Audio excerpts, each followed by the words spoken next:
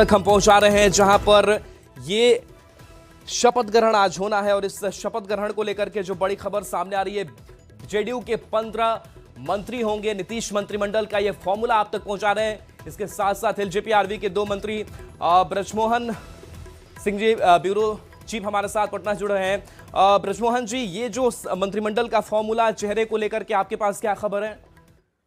देखिए, जो फॉर्मूला तय हुआ है, यहाँ एनडीए सरकार जो बनने जा रही है, जो शपथ ग्रहण आज नीतीश कुमार लेंगे, उनके अंदर की जो तस्वीर आ रही है, इसमें विभिन्न पार्टियों को जो मंत्रालय मिलने वाला है। भारतीय जनता पार्टी के 17 मंत्री होंगे और 1 स्पीकर बनना तय है भारतीय जनता पार्टी की तरफ से। वहीं जदयू को 15 मंत्री मिलेंगे, एलजेपी आर को 2 मंत्री, एचएम जो हिंदुस्तान अवाम मोर्चा है, मांझी जी की पार्टी है, उनको 1, और आरएलएम जो उपेंद्र कुशवाहा की पार्टी है, वो 1 मंत्री फिलहाल मिलना तय है। तो कुल जो आंकड़े हैं 36 आंकड़े हैं। इसमें लगभग ये तय है, ये जो आंकड़े आपको न्यूज 18 बिहार झारखंड की तरफ से दिया जा रहा है, किस तरह से मंत्रालय का बंटवारा होगा भारतीय जनता पार्टी, जेडीयू और एलजेपी, हम और आलम के बीच में, ये तस्वीर लगभग साफ हो गई है। सिर्फ औपचारिकता है 11:30 बजे, तभी जो नामों को लेकर जो एक तस्वीर उभरेगी तभी उभरेगी। हो सकता है कि उसके पहले भी कुछ सूचना है, लेकिन जो आंकड़े हैं, बीजेपी को कितना मिलने वाला है, जदयू को कितना मिलेगा, एलजेपी और हमको कितना मिलेगा, आरएलएम को कितना मिलेगा, ये तस्वीर हम आपके साथ साझा कर रहे हैं। जो भी न्यूज 18 बिहार झारखंड के दर्शक हैं, उनके तक हम ये जानकारी लेके जा रहे हैं कि फॉर्मूला तकरीबन यही रहने वाला है। ब्रजमोहन जी, हमको लेकर के क्या खबर सामने आ रही है? कितने मंत्री?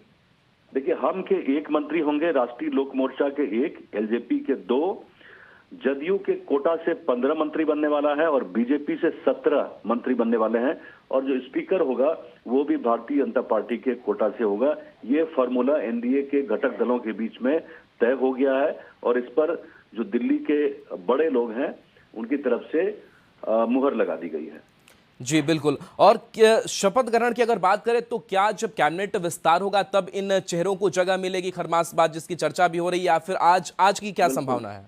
बिल्कुल नए चेहरे आएंगे इसमें निश्चित तौर पे, लेकिन जनवरी के बाद ही संभावना बन रही है।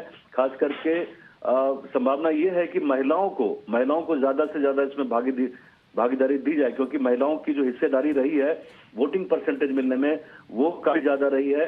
कुछ नए चेहरे भी आएंगे, निश्चित तौर पे कुछ युवा चेहरे आएंगे, लेकिन उसके लिए लोगों को इंतजार करना पड़ेगा। जी, स्पीकर की अगर बात करें तो स्पीकर को लेकर ही जो माथापच्ची है वो चलती रही, लेकिन बीजेपी के पास से स्पीकर का पद, इसके पीछे और क्या फैक्टर माना जाए?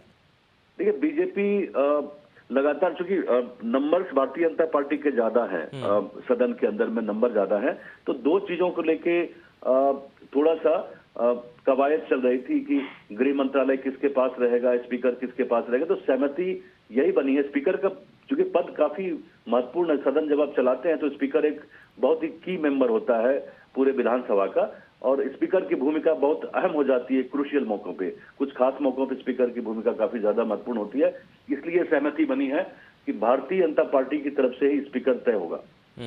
ब्रजमोहन जी, एक जानकारी और लेना चाहेंगे। एलजेपी के खाते में 2 मंत्री पद जो है वो गया है, लेकिन जो 6 का फॉर्मूला जो सेट हो रहा था और 3 की चर्चा भी लगातार हो रही थी, इस पर चिराग पासवान मान गए? देखिए, सहमति हुई है तभी ये तस्वीर सामने आई है। एलजेपी की तरफ से और भी ज्यादा मिल सकते हैं, लेकिन अभी उसके लिए इंतजार करना पड़ेगा। अभी ये तो पहला शपथ ग्रहण है, उसके बाद से निश्चित तौर पे जनवरी के आसपास में बताया जा रहा है कि तिथि इस तरह की आ सकती है और इसमें फर्दर एक्सटेंशन होगा, जो नीतीश के कैबिनेट का एक्सटेंशन होगा उसमें निश्चित तौर पे। लेकिन अभी फिलहाल प्रधानमंत्री की मौजूदगी में गांधी मैदान, जो एक ऐतिहासिक स्थल है बिहार का, इसमें 36 के आसपास में मंत्री तो शामिल होंगे। जी, चलिए, कुछ चेहरों को लेकर भी कुछ ताजा खबरें आपके बीच अब तक सामने आ पाई है, क्योंकि अपडेट अभी हो रहे हैं लगातार नाम चेहरे। देखिए, चेहरों को लेकर अगर जदयू कोटा की बात करें तो कुछ खास जो सीनियर मंत्री हैं उनको लेकर कोई शक शुबा नहीं होना चाहिए। जैसे विजय कुमार चौधरी हैं, विजेंद्र प्रसाद यादव हैं, लेसी सिंह हैं,